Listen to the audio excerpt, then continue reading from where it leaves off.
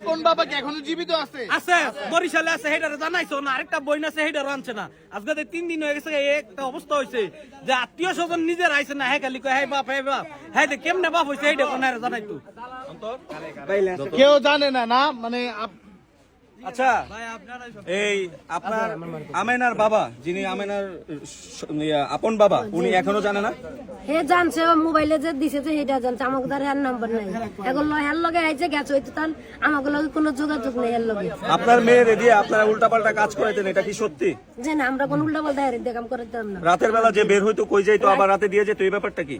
রাত্রে যে হোসেন পাকে তো নিয়ে যাইতো, ঢুক জানি দিয়ে কে যাইতো, নিয়ে যাইতো? নুরা নিয়ে যাইতো। নুরার আপনি জেনে শুনে আপনার মেয়েকে একটা পরপুরুষের হাতে প্রতিদিন দিচ্ছেন, আবার নিয়ে আসতেছে, এটা কেন?